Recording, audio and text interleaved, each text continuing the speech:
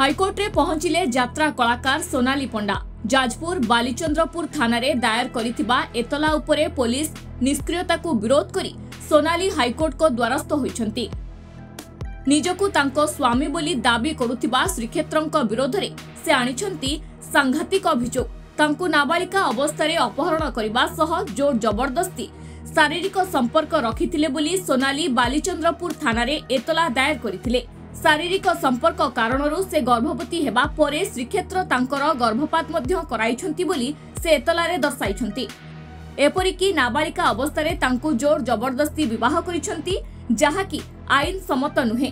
एभली संगीन अभियोग से एतलारे उल्लेख करिछंती, किंतु बालीचंद्रपुर पुलिस तांको एतला उपरे कौनसी कार्यानुष्ठान ग्रहण करि नाही।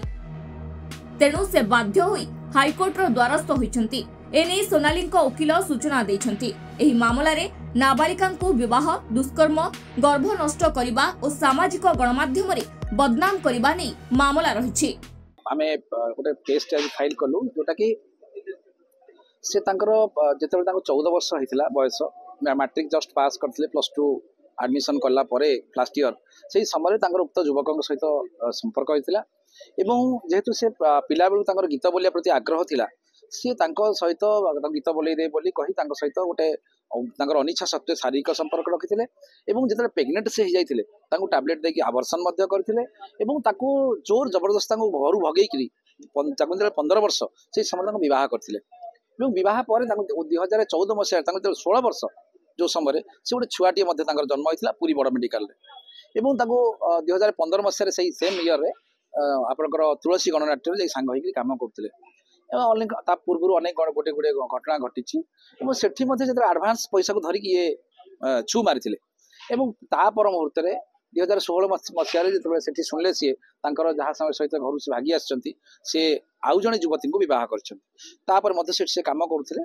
2020 मसीह विनोदिनी बोली जड़े जैनिक महिला जी जाए मीट करते सब जिन प्रमाण पत्र देखते जहाँ सहित से घर भागी आसी कर मोबाइल रू से उक्त युवक सहित जोगाजोग करते से पचार से छुआर कथा मोर पुअर कथा अवस्था कौन से कहते कि पुओ फुओ कहीं नहांती किंतु सफलतार जो शीर्ष गोटे भल जगार आसिक से पहुँचले हठात ना गोटे अभियोग आनिले जे मो स्त्री लोक संगे संपर्क रखुची ये कर बहुत कथा अच्छी जोटा को लेकिन आम अनेबल हाईकोर्ट पाखे चैलेंज करूँ जेहेतु सी जन नाबालिका थे बहटा कोर्ट ग्रहण करूना।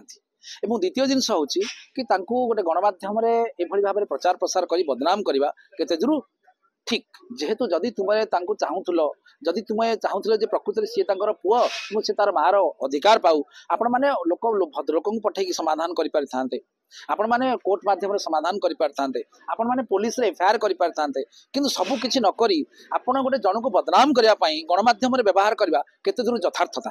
कटक प्रभु कल्याण पाल को रिपोर्ट, धरित्री लाइव।